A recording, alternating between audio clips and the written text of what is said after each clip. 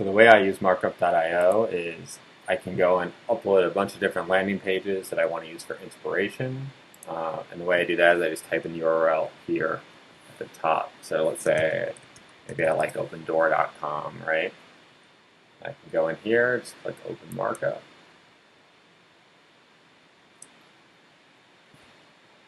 And I can scroll through the website here and just kind of drop pins with comments on what I like and don't like. So some things I may do is I could say, click here, I could say I like the look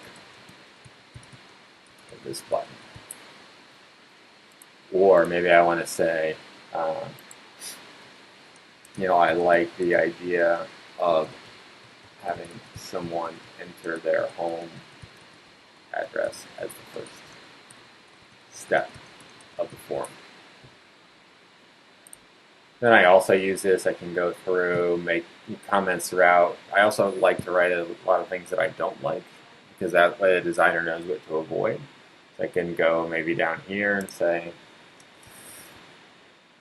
I don't like using photos of people. Let's use photos of properties instead.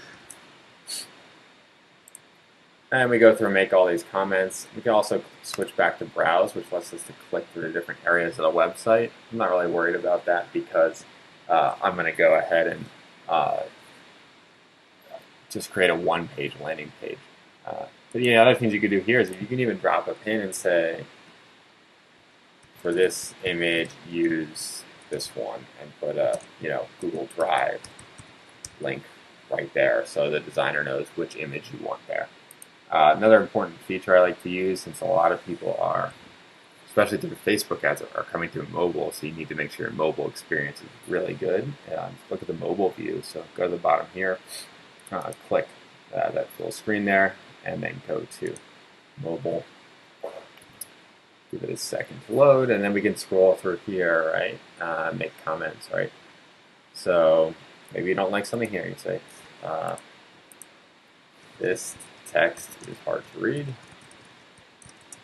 Let's use a solid background on mobile. And once you've done this, and you've done this for a few different pages, ones you like, you can kind of have your designer take the inspiration from all these different pages. That way you're getting the best aspects of each, and your designer knows also especially what you don't like. Now, when the designer when you share this with your designer, you can share it right down here, send to their email address, and they get actually an invite to the project. You can switch, let's say they want to look at desktop and they're looking at your comments here. They can actually scroll through, and if they're confused by your comment, they can just add a reply. And then they can post that. So you get a notification, then you can reply, and you can easily figure things out in regards to designing your landing page. And then once they're done and they've done something, they can click resolve so you know that it's been done. So really helpful. This is also really good once they've made the first draft of their page. Usually when a designer makes a first draft, I probably have 15 to 30, even 40 comments, little things that I want changed, right? So I just go through and I do the same thing. I upload my draft. And I'll get into that in a later video, but it's really easy to go ahead and do that and give feedback to the designer. It's a lot easier than going through, taking screenshots, trying to annotate those. So that's the way I'd recommend going about it.